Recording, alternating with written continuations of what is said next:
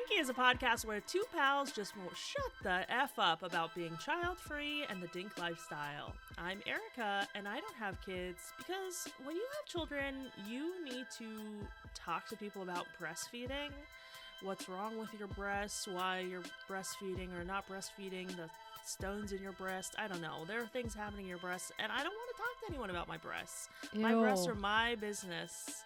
And also, I don't want to hear about other people's breasts. Like, I don't want to hear. Don't talk to me about that. People's breasts, and I'm like, no, thank you. Yeah. Ew. And I'm Kristen, and I don't have kids because I'm on the East Coast right now, and it was 69 degrees when I left the house this morning. Nice. It was, nice. It was so hot. I was in shock. East Coast 69 is like 100 in Oregon. It was so hot. I was like sweating profusely on a 9-minute walk to where I am right now. And I just was like, if I had kids and I had to I lived on the East Coast and I had to go out of my house when it's above 70 degrees, I think I would die. I think I would just end it. Go to a soccer game with my kids at like 80 degrees out in the East Coast. There's no way.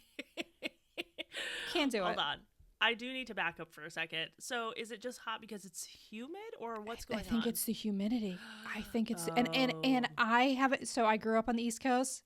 I left when I was 18. So it's been, and I've come back to New York a couple. I forgot how oppressive the heat is here. Yeah. It is unreal how hot it is.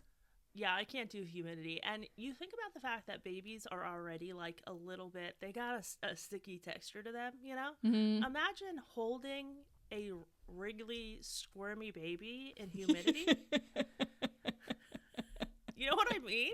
I like how that's where your brain goes. Yeah, you're laughing, but it's disgusting to think about.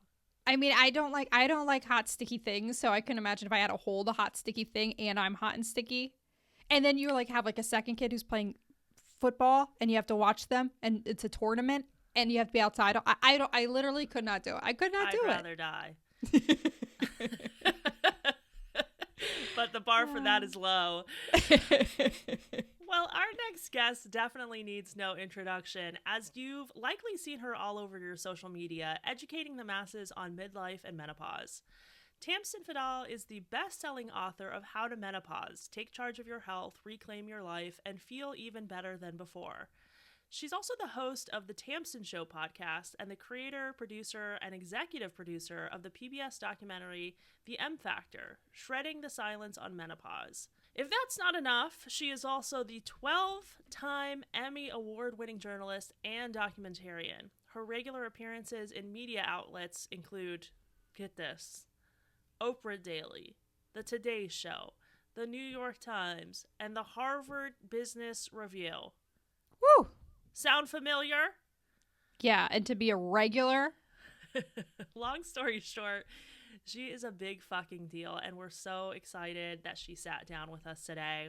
It's a great conversation, and we will get to our chat with Tamsen soon. But first, we got a Dinkases. Oh, wow. I love this. It's like a Dink Yourself church. Kristen's clapping over I was her clapping like I was, in the gospel. Oh, my gosh. Every day it seems more and more like we do need to start a church/cult. A Dink... A Dink is a dual income, no kid household. So naturally, we are making bad choices with our disposable income.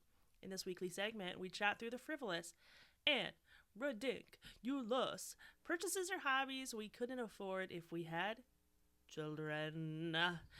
Kristen, how have you been dinking yourself, drinking yourself, dunking yourself? Pretty soon I'm going to run out of dink myself because pretty soon I'm going to have no job. And I'm going to be like, I can't go out. I can't leave my house. That's the beauty of I can't purchase anything. Yeah. It's not just money. It's time. Right. Time. So I think the biggest dink myself recently was the fact that I drove across country with my husband, with our dog. Just like the act of like taking like 10-hour days. depending on how fast you go across the country. We did 10-hour days. Yeah. 10-hour days just with me and my husband and my dog is a lot. Yeah. And I'm like, if I had a kid, I mean, I don't know what he would do. I guess he would ship the dog. We wouldn't even drive, because I couldn't drive with a kid and a dog and a husband across the country. Like, we would. What that's if you too much. The husband? If I shipped the husband, wait, wouldn't I rather have him drive the car and I ship me with the baby? Drive. Yeah. Okay, Baby that's a sits good idea. Shotgun. Great. You're in the back with the dog. Oh wait, no, the dog's driving. Right, So the you're dog just is in the driving. We would get it. We probably get the car out of my driveway and it would go into my neighbor's house, and then the road trip would be over if that were the case. Wait, but question. anyway, what? If Winnie was a human and she could drive, what kind of driver do you think she would be? I think she'd be very serious. Okay. I think she would be very like concerned. Like I have to get to where I'm going, and it's a very serious matter. You know? Do you think she's like driving under the speed limit, over the speed limit? I think she's like perfect. I think she's like, it's if 55, I'm going 55, not 1 degree under or over, you know? Yeah. Is she letting people merge? She's a little cranky, so no. Okay. Perfect. I love that. So I don't remember how much we cost, but we have to pay for hotels. It's a pain in the butt. You got the dog. You're stopping every 2 hours to walk around so you don't get blood clots. Like, it's a whole thing, Oh, yes. Yeah. Congrats on your blood clots. Thank you. I even wore compression stockings on our longest day. I'm becoming a compression stockings girl. Oh, I love compression stockings. Yeah. But I just want to wrap it up with, there was one highlight of my road trip, which was I texted Erica a video of these women who were us in 30 years. In North Dakota. Who actually, I think it was Montana. I think it was Bozeman, Montana. Oh, okay. And we were like getting at a coffee shop, like a coffee drive-through. There was like a motel in front of us, and it was this woman who had purple hair and leopard print pants, and another woman with her who had it was like 7:30 in the morning, and she had like a bright sparkly red top. Like they were like living their best lives. They had suitcases with them. They were checking in the hotel, and I was like, I don't know who these women are, but like it literally looked like me and Erica. Yeah. I mean, so I saw my life flash like before. Us, but they were older. We're gonna look like that maybe when we're older. Okay. So I saw my life flash before my eyes, and I was like, that's cool. I'm okay with this. And that was my road trip. So what did you imagine us doing at the motel? Are we just hanging out? I think I saw a leash. I didn't see the dog, but I saw a leash. So I'm pretty sure there was a dog as well. So we're hanging out. We're getting coffee. We're probably just chit-chatting and watching TV and like getting away from our husbands. It's probably like a girl staycation, like in the motel. Yeah, because we quit our jobs when we were 38 and we never got jobs again. So we have to live in a motel. Great. That tracks. Okay, so how'd you dink yourself? How have I been dinking myself? I'm gonna say this is, I really have been trying to not spend money. In its own right is a form of dinking yourself, I think, because we have the luxury of not spending money when we want to not spend money. Right. That said, I did have some comp time saved up at work, and I've just been taking the fucking comp time for the purposes of just doing nothing. Like, usually I try to save my comp time for like when I have something to do, but I've been like, no, I'm gonna take my comp time. I'm gonna lay in bed. I'm gonna read a book. I'm gonna go for walks. I'm gonna just sit in silence, and it's been great. I really want to ask you what you do with your hands when you walk. Please, I want to have this conversation with you. Okay, all right. So this is kind of like an embarrassing question, but like, what do you do with yourself when you go for a walk by yourself? Like, for the listeners, we started getting in this conversation yesterday, and I said, no, we got to talk about this on the pod. So we're having this conversation now. Clarify what the fuck you're talking about. All right. So like, okay. So Erica's like one of these people who like goes for walks, and I can understand. Like, I go for walks every day because I have a dog multiple times a day. I go with my husband. We go together. We talk. We chit chat. We take care of the dog, and like the walk is about the dog. I can't even remember a time where we didn't have dogs. So I think every time we've taken a walk, mostly, unless we're going to a destination, like it's with the dog. So I don't just like stroll around the city by myself without a destination in mind. I don't, like, that would never occur to me. Just be like, I'm going to go outside and go for a walk because I'm bored. I'm going to go walk around the city. So as a person who does this by themselves, like, what do you do? Like, what are you like looking at? Like, what are you doing with your hands? Like, like, are you? Do you feel? Is so weird to me. My hands are doing the same thing you do when you walk anywhere. What do you do with your hands when you're walking from your car to a coffee shop? I have my bag. Do you have your purse with you? No. What do you do again? If you're on the beach and all your stuff is on a towel and you're just walking? You're laying. Well, you're going to a destination. You're going to the. Okay, yeah, but it's the same fucking walking. Yeah, but like I'm looking at the ocean. Like, what are you looking at when you're just like walking around your town? You're just looking around? Like, I don't get it. I don't know how to answer this, but like, we live in Portland. The foliage here is beautiful, and the nice thing is we do have seasons, you know? So like, I really like walking because you notice the differences in the seasons, especially like spring is really nice because spring goes through like 3 different stages basically, where like you see different groups of plants blooming. Mm-hmm. So like when I'm walking, I'm looking at the trees, I'm watching Kristen wants to laugh so hard. I'm just like, what? You're just like walking and looking. Yeah, I'm looking you're at not the talking to plants anybody. In my neighbors. No, I usually honestly wear headphones. Sometimes I'll listen to music or a podcast. Lately, I just wear headphones to block out any like ambient noise. Mm-hmm. I like some like birds chirping, but I don't really want to hear cars or other conversations. You don't feel embarrassed like walking around by yourself, just like walking aimlessly? You don't have any sense of like people are like noticing me? You don't have any like of that feeling? No. There are other people walking. But are they walking by themselves? Sometimes without a dog? Dogs. Sometimes with a dog, sometimes without. Okay, I want to tally. The next time you do this, please just like mentally tally to me how many other people you see they're walking by themselves. Yeah, and they don't have a pet. I'm very curious. I will do that. Okay, thank you. Yeah, I just like looking at the plants. There's some cats in our neighborhood that I've become friends with. They like run out to see me when I'm walking. So I like to go visit my friends. I don't know.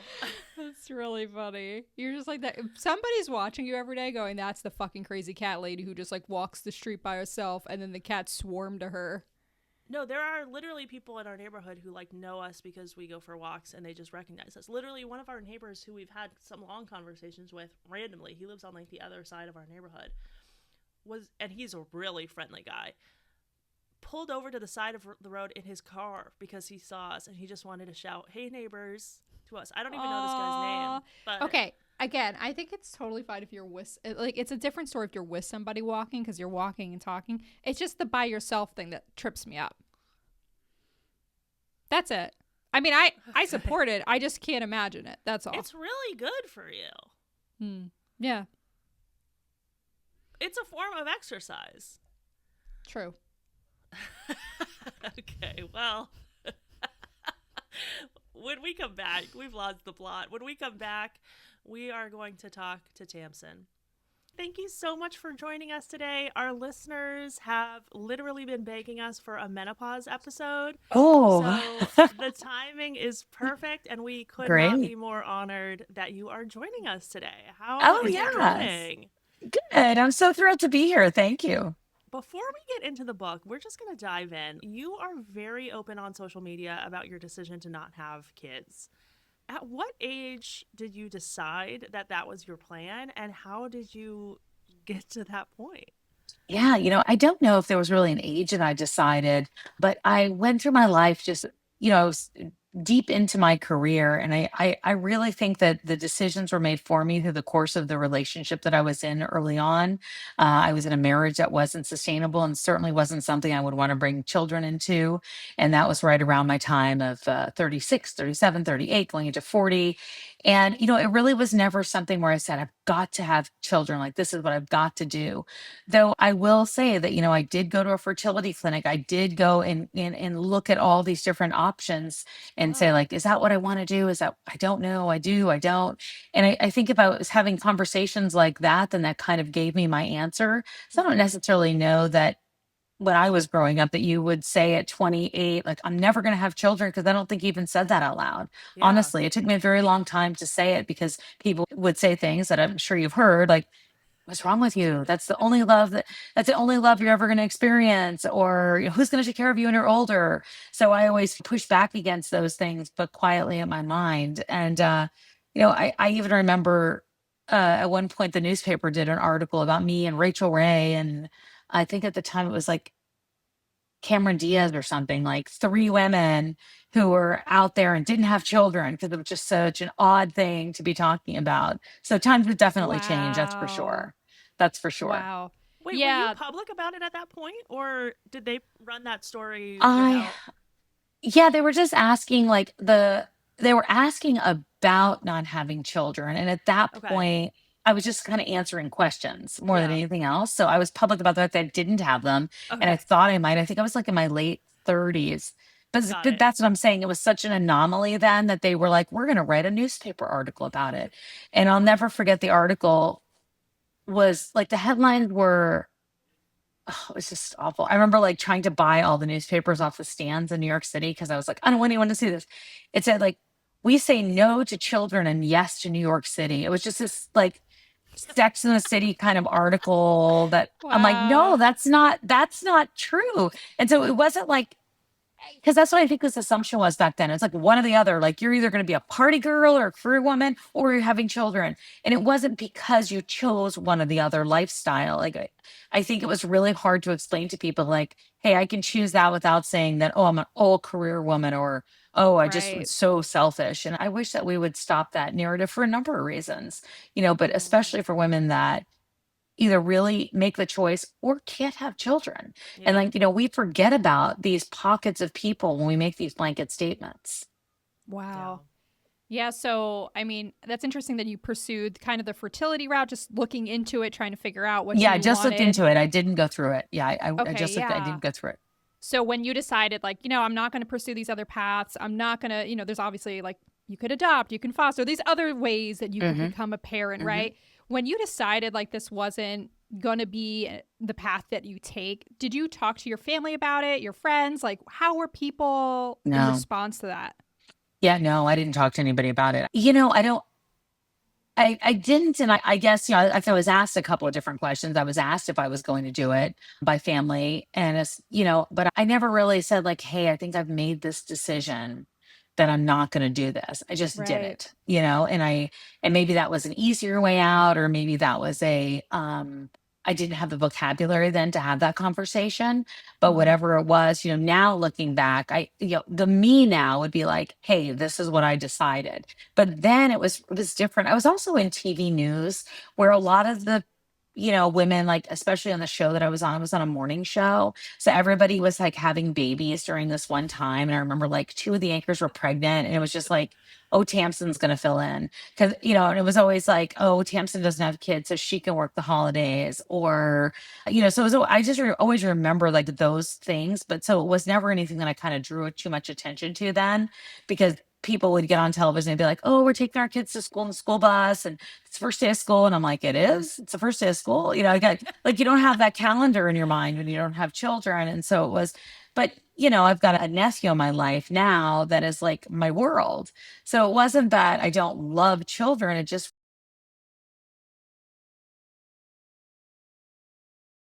It wasn't part of what I was going to do moving forward, but it definitely 100%. wasn't a conversation. Your book is phenomenal. Oh, thank I you.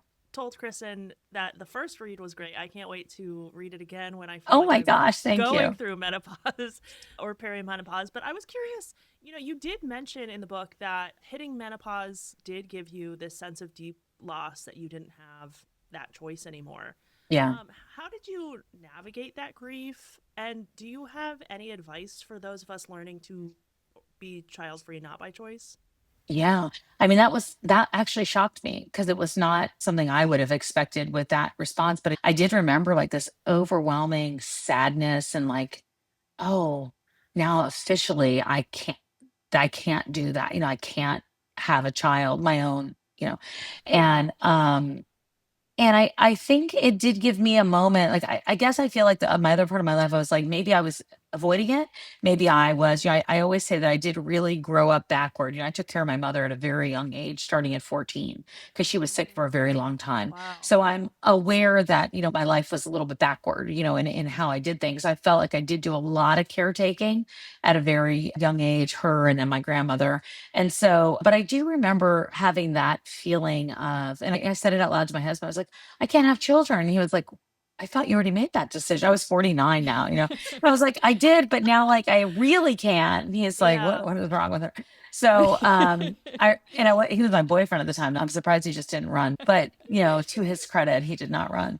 I think when it comes to that, I think there's a couple of things, and I don't ever want to sound trite or like generic with it, but I have found that bucket is very full for me. I don't feel like I have something missing. I have because it may be because I don't know, but I have a hole in my life. Like I have my nephew, I have my friend's children, I have children in my life. So I guess I don't know it from a feeling of, oh my gosh, this is what I've always wanted for myself. And how do I deal with that? But I know it from a standpoint of not having that myself. And I just feel like there are a lot of other options out there. And if adoption is an option for you or something that you want to do, that is a beautiful option for so many reasons, for so many reasons. And so I do think about that. And I do know a lot of friends that are older now that I've worked with throughout the years have decided to go that route. And Wow. they're so happy. And I feel like there's something kind of beautiful about it also. That some have decided to adopt a little older and they know who they are. And now this is all of their focus. There's something really special about that, I think. All right, we're going to pivot to your book, How to Menopause. Pivot wherever you want. Our audience is primarily millennial women. So, in simple terms, could you educate us on the differences between perimenopause and menopause? Yeah, absolutely. If that is the audience, a lot of millennials are going right into perimenopause right now if they're not already there. And that's really where I wanted this book to go and who it needed to speak to, because I wish I had known in my mid 30s or early 30s what was going on. And I feel like it would have been so much easier and so much less scary. So I don't want women that are millennials or in their 30s or 40s or whatever it is to feel afraid of this. But let me just give you some easy, quick definitions so it just feels a little bit more tolerable. So the average age of menopause is 51 years old, and it's important because that's a time where you've gone a full year without having a cycle or your period. The reason 51 or that average year is important because anything that's leading up to that or any of these odd symptoms where you go, I never had a problem falling asleep before, or oh my gosh, all of a sudden I feel really like anxious and moody, or you're saying, oh my gosh, my period is like crazy. Some days it's like, sometimes it's really heavy, and sometimes I go 2 months without it. That is perimenopause. Those are those years leading up to menopause. On average, they can be anywhere from 4 years to 7 to 10 years. So any of that could happen in that range of late 30s, even, but most likely in your 40s and especially in your mid 40s. So that's perimenopause. Perimenopause, it's kind of a chaotic time. Your ovaries at this point in menopause obviously stop producing egg and your period is totally done, and that is menopause. But those years leading up to it where you might have hot flashes or weight gain or lack of sleep or anxiety or brain fog, forgetting what you're talking about, those are those perimenopause years. And I think it's really important to understand it because it's getting a lot of attention out there. And so then there's a lot of focus with brands trying to sell all sorts of things to manage it. But, at the end of the day, understand why I wrote the book is so women that are young can understand their options early. And so they're not being confused by all the stuff that's out there. I will say, I mean, as much as I loved your book, just being totally honest, like, it did scare the shit out of me because it made me realize like how much Kristen and I, our fans make fun of us because we truly do not know a single thing about the woman's body. We were not taught anything I in didn't school. either. And like reading Ironic, that's all I talk about now, but yeah, I didn't either. Reading the book, I was like, how have I never heard any of this? Like, I'm surrounded by women.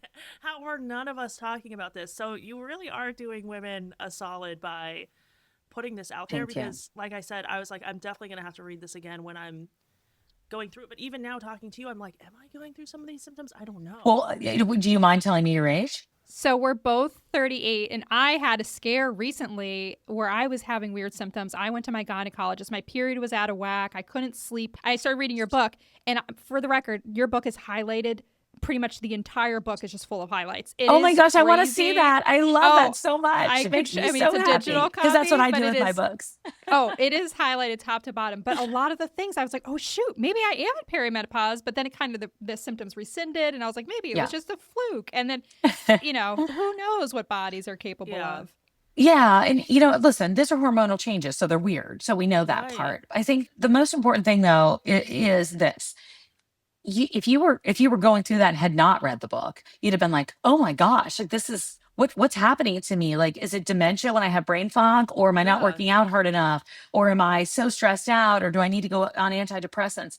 Which doesn't mean that's out of the question, but it's really important to understand this phase so you can kind of take control of it. And that's really why the subtitle of it is, take charge. And it was really important for me to women to take charge because I felt like it took charge of me. And I didn't want younger women. And then, sometimes I get like a little bit deeper and I'm like, oh, maybe I'm not a mom because I'm a mom to all these women. Like I do think about that sometimes, and so I don't know if that's true or not. And I'm like, oh no, I'm not, I'm a big sister, but maybe I am a mom to a lot of these women because it took charge of me and it scared the hell out of me. And it was debilitating sometimes at work. But had I known what I was going through, I would have been like, oh, that's what this is. Now I'm going to go find a doctor who's willing to talk to me about it. And now I'm going to handle it and not play whack-a-mole with all these symptoms like, oh, I'm anxious. I'm going to go get an antidepressant. Oh, I'm this and that. Because I chased around symptoms. I had no idea. So I want women to understand what this phase is. I don't want them to feel like hot flashes or brain fog are so debilitating that there's not solutions. And trust me, those can feel debilitating. And I know we're talking about it more. I was watching The Better Sister last night on Apple, and they mentioned perimenopause, menopause, lube, and hot flashes in one scene. And I went, oh my gosh, the conversation is finally starting. But that's going to help, I think, so many women. Kristen and I, we both have ADHD. I have a history of anxiety and depression. I'm curious for people who have some of these underlying conditions. When mixed with perimenopause, like, is there any way to differentiate those symptoms from perimenopause? Does perimenopause enhance them? Like, what's been your experience with? It's a good question because ADHD and some of the brain fog have been very like closely aligned in terms of like, is it this or is it that? So I think one of the big markers that I've talked to a lot of doctors about, because I've asked that question, I said, well, look, what if a woman has had a child and now is going through, is in these years of like in their 40s, how do they differentiate exactly what's going on hormonally? But, I think one of the big hallmark symptoms of it will be irregular periods. Like that's really one of the first signs that you see. And yes, there's 34 plus symptoms. So you have other options to choose from. I definitely understand the anxiety part. I had been going through a divorce. So my depression and my anxiety were always told that it was part of stress, part of my divorce, very normal. This is what you go through, take Lexapro. This is what, but I was never treating any of these. So any of the other things weren't being taken care of by that. And so I think you'll see some of the differentiating symptoms that are in there, that are very different. Like the lack of sleep that you have during this time, it feels very different to me than what I was going through when I was depressed. When I was Right. depressed, I was just sleeping all the time. It wasn't a lack of sleep. Yeah. In this, I couldn't fall asleep if I tried. And I Yeah. did try. So I do feel like, listen, a doctor has to talk to you about those things. That's why I'm so adamant about finding a doctor that's willing to talk to you about it. And if you don't have one in your area, because millions of women live in an OBGYN desert, sadly enough, there Yeah. are incredible telehealth companies that do a great job. MIDI Health is one of them that I really, really believe in, because they've got an army of nurse practitioners that are on the phone all the time with women with these symptoms, so they can help differentiate exactly what's going on. And I think that that's really important, so you don't feel afraid. The most shocking part of the book for me was that you said that 75% of women who seek medical care for menopausal symptoms are left untreated, and that women of color have more severe and longer lasting menopausal Yeah. symptoms. I don't Yeah. have the numbers in front of me, but I remember reading, especially for women of color, Yeah. I was like, holy crap. Mhm. And so when we talk about finding doctors that we trust, how do you define being a good advocate for your healthcare needs? Yeah. And what advice do you have for people who get anxious talking to medical providers? It's why I did that kind of in a scripted way in the book, so that women would feel like, okay, maybe if they didn't feel like they wanted to do it, they could say like, oh, this girl's book said this. And I felt like that was really important. And it's also really why I put so many resources in the back of that book for the doctors. So if you are walking into a doctor's office, like, don't take my word for it, but here is the research to back that up. As somebody who's a journalist for such a long time, it was really important for me to make sure that everything was checked and checked and checked, so that doctors or healthcare providers would feel comfortable about it. But I will say this. So, two things. I do want to go back to what you were saying. Black and Latina women often reach menopause earlier than white women and some Asian American women. And some of those symptoms do persist longer and more intense. That's why there's such a need to reach everybody and get more research across the board. That's critical. And when it comes to a healthcare provider, we know that there's a lot of providers that have not been educated about this. That's not their fault, but they have not been educated about this in medical school by their own admission, of all different disciplines. And so I know a lot are learning, I know a lot are trying, but if you're going into a doctor and your doctor's saying something like, this is just what happens with age, or, oh, perimenopause, it's just a trend right now. That's a new thing that I heard. Or, yeah, if your symptoms aren't bad enough, then don't worry about it, because, you don't want to go on hormone therapy, because you don't need to do that right now. That is somebody that is not, one, listening to you, or two, really educated about what's going on out there. And so I think the confidence comes from the fact that if you're asking them, is this possibly perimenopause? What are my options? Is my option birth control to help regulate my period? Is my option low dose hormone therapy to help me get through this stage? Is vaginal estrogen an option? And you've got somebody that's pushing back on you with no options and no real conversation. I want women to feel confident enough to fire their doctor or leave that office and find a healthcare provider that they're not afraid to talk to, because this is the person that's going to be with you for a long time. I was shocked at how little education doctors get on menopause during their training. That I think blew. doctors are shocked by it. I think doctors are now shocked by how little training that they've got. Yeah. Anything but talking about women's bodies. Yeah. But it's not, you know what? It's funny. It's not just menopause. It's in all the Yeah. stages. It's been a struggle. We did a film called The M Factor, and the subtitle is Shredding the Silence on Menopause. And now we're working on another project, which I'm super excited about. So I hope I can come back on and talk to you guys Cool. about it when I can announce it. Definitely. But so we're working on another project. But when we did that one, our purpose of it was to be able to open up the conversation.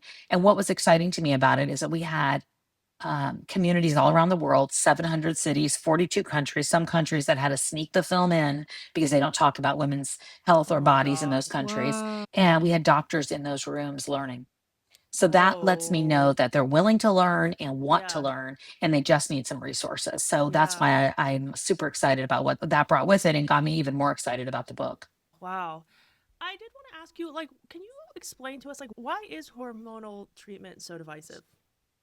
Yeah, of course. So there was, and I want to, kind of just going to break down what it is, but it's very stigmatized, is what it is. And it's been stigmatized for a long time, for about 23 years now. So in 2002, there was a study, the Women's Health Initiative, that linked hormone therapy, particularly estrogen, to breast cancer and to other different things. But those headlines were very misleading from what the study was and what it did and what it looked at. And when you go back and really just break apart the study, and that's what we did with the film, you realize that the benefits of hormone therapy definitely outweigh the risks, and that taking estrogen dramatically reduces hot flashes and could even reduce some cardiovascular risk, according to experts.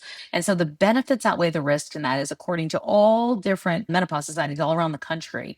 And that's why I did such a big chapter on that, because I lost my mother to breast cancer. So that is something that's loomed over my head forever. And I was so scared about. And so I thought, there is no way in hell that I'm going to be doing anything that might possibly, that has been walked back now so many different times and been re-explained so many different times. But for some reason, unfortunately, that's never taken hold like that study did in 2002.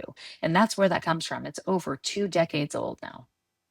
That's crazy. It's crazy. It's 2 decades old because we haven't really talked about it, except for the past few years. Right. And there's just obviously a lack of women's research in general that's being Of funded. course. But I think I just saw on your Instagram too that you published that there was a menopause treatment that is actually linked to decreasing the risk of breast cancer. So That's the it's kind of research that we need. Like when I see things like right. that, I'm like, I'm sharing them, I'm sharing them, I'm sharing them. Because I think that the more we have those conversations and the more we talk about those things and the more that we see that there's research that's being done, I think the outcome will make women feel a little bit more comfortable about having these conversations inside that doctor's office. You talk about the investment in menopause and women's health research in Yeah. recent years, including the White House and President Biden's funding of hundreds of millions of dollars. What's your take on how the research is progressing given the current moment, the current administration? What are you seeing on the ground? Yeah, absolutely. There are state by state a number of different pieces of legislation that are being looked at, that are being proposed. So I'm feeling really optimistic about what women are doing to make sure we move this ball forward. And I think that's what it's going to take. At the end of the day, no matter what, we're going to be the ones pushing the grassroots movement. We're going to be pushing it state by state, and we're going to make sure this happens for all women. And that comes in terms of trying to get women benefits, trying to get women educated about this, trying to make sure they have access to what we're talking about. A big part for me is making sure that inside of workplaces, as much as we possibly can, that women have the help that they need without being penalized. I'm keeping all of my fingers crossed for that. I'm keeping everything crossed. I want to pivot back a little bit to some of the menopause symptoms. So you mentioned Yeah. there were 30 plus perimenopause symptoms. There are at least 103 menopause symptoms. Everything from, I can't even believe this, everything from electric shock sensations to a burning mouth. Yeah. Was there a symptom that you experienced that took you by surprise? Well, I want to say, first of all, not everybody gets every symptom. So good news there. And some women say they have no symptoms. So good news there. But I think the one that shocked me or was the hardest for me was brain fog, because I didn't have vocabulary for it. And there's not really vocabulary for it except that. And it comes in so many different weird forms. It's like, oh, why did I walk into this room? That could be perceived as brain fog. To, we're having a conversation and all of a sudden this word escapes me and like I can't get it back. Or you're stopping in mid-sentence and all of a sudden now, it could also be that we're running and gunning all the time and going so fast that, we're constantly distracted. But the truth of the matter is that brain fog can feel very debilitating and very lonely and very scary. So that was a big one for me that surprised me, because I didn't even know that was a thing. And so I was like, oh my gosh, is this one of the first signs of dementia? That's what's happening. And it really, I did believe it, like with every piece of my core, and it was happening at work. So that was a big one. And then when I started to go into some of the different symptoms, and I was actually on TikTok, and I was like, oh my gosh, when I first saw it, 34 symptoms, and I read them. This was like years ago. And then I got all these women responding like, oh my gosh, I know what that feels like. I know what burning tongue is. I know what it feels like when, you have this like thing that you cannot scratch on some part of your body. And so, yeah, I think they all kind of took me by surprise, but brain fog was the biggie for me because I think that that's a really tough one for women, especially if you're, just trying to get things done in the course of a day. It's not easy. It's not easy at all. Yeah, and like a scary one to your point. Like you're like, I my think brain so. isn't functioning the way it used to. Yeah. What's happening? Yeah. What is happening to me, and is it just happening to me? That's Right. that's the other side of that. Right. I think we just have one question left on our list. I can't believe we got through so much. We can handle anything. Is there a way? This actually question came from Erica. Yeah. Erica and I had a long conversation about this one. There was a lot of divisiveness on this question. I can take this question. So, all right. It's less. So the way we have it worded, is there a way to delay menopause? For instance, wow. Can you trick your body if you have a hormonal IUD? My question is more so like, if you already have a hormonal IUD, how is that impacting your body? Is it going to, does this make sense? No, I get it, but I'm not a doctor, so I want to preface it with that so none of your listeners are like, wait, what? Does she know? There's research right now going on, seeing if there's a way to extend it, like to extend, where you are so you don't go into menopause, so essentially delay it. I don't know enough about it, to be honest with you, and I think it's just so very new, and I think, that's like a small amount of researchers that are a part of all that. There was actually an article about it. Oh gosh, I don't know. It was this week that I saw somewhere just kind of updating it. So is that your question about whether or not you could delay it or I'm always stop curious, it? Will my IUD delay it? Will your IUD delay it? I'm sorry.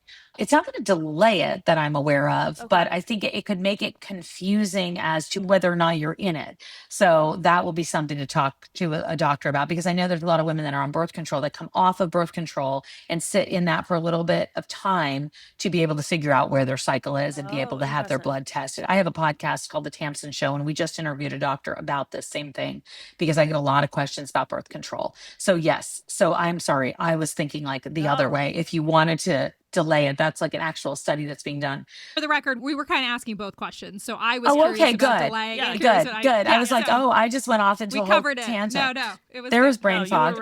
There's a live example of it. But with birth control, to be able to understand where you are, I think can make it a little trickier. Okay. See, Kristen, it's a real question. It's a real question. No, it's a real question. And it's actually a real question. That's a great thing to go in and talk to your doctor about now, so you understand what your options are, but to make sure that they'll have that conversation with you. Yeah. Interesting. Right. Okay, cool. Yeah. Is there anything that we didn't touch on today that you would want listeners to know? No, I guess I just want them to know that there's so much more research coming out. We have a lot of resources over on the website if they want to download anything. We talk a lot about relationships too with this, because I think it can be difficult in relationships, especially if you're in one and the person doesn't understand what you're going through and you just seem like a really different person. So I would just encourage that conversation, and I'm going to keep pushing things out on social media and the podcast. And if you want to talk about any of it, I'm always available, and I'll let you know when our next project comes around, because I'd love to. Do. Yeah, share. One quick thing before we say goodbye on the relationships thing. Do men have any kind of menopause hormone? They go through something, yes, of course, like hormonally, but there's no. I don't think they go through what we go through, so I don't even. No.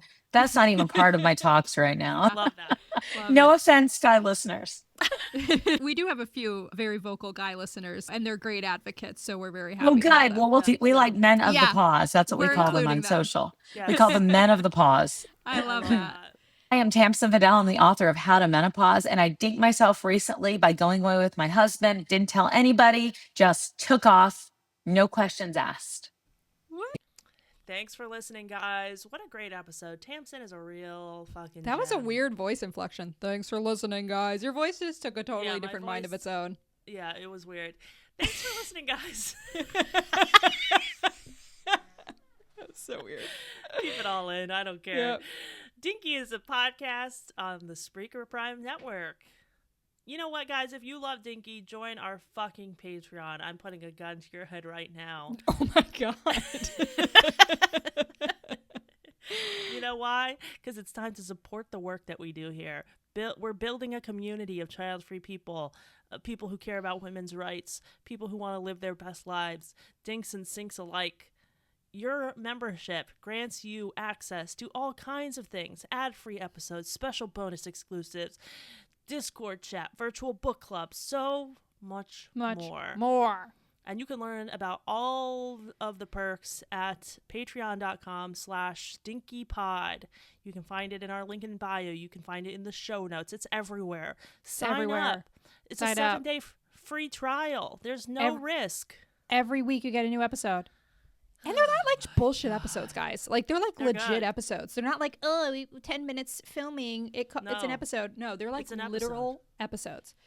Okay, also we have 3 trips.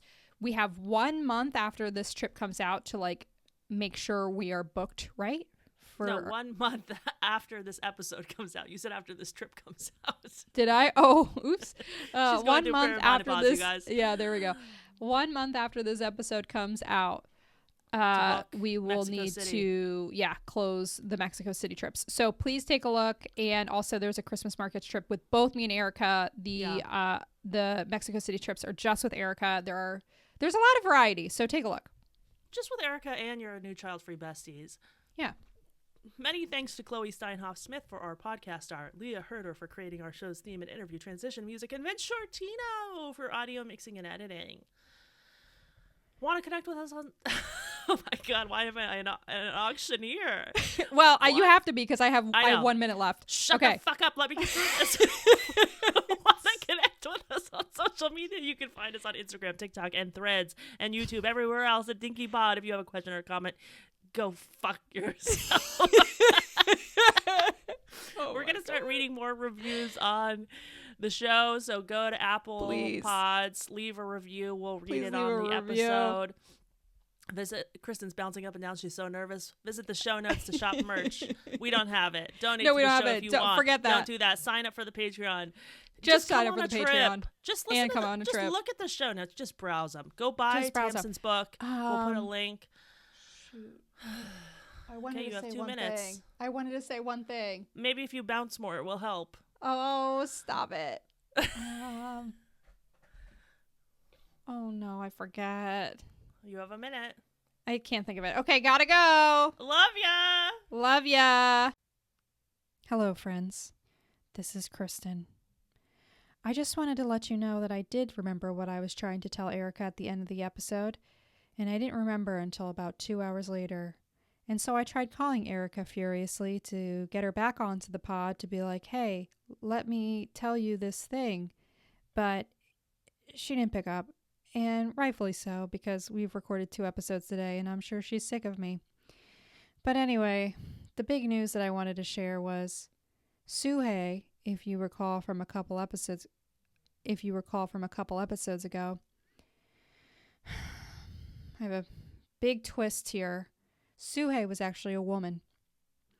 And I refer to Suhei as him, he, him, throughout the episode as I was describing all that had transpired on our Facebook Marketplace or Buy Nothing Facebook account endeavors. But I thought it was a great twist, and it was interesting because I was out to dinner with Erica and her husband and my husband, and I was like, let me just check the Ring camera just to get an idea what Suhei is all about and see what they're really like in action. And we were speculating, and turns out Suhei was a woman. And so I just wanted to say that's the end of the story. Suhei was a woman, but honestly, I feel even better now that I went to such great lengths to help out Suhei, who is clearly going through a divorce or a separation of some kind and needed some free things on the internet. So if you're considering giving free things away on the internet to somebody who's being a little wild, maybe they're Suhei, and we should treat them with some compassion. Okay, love you all. Toodaloo.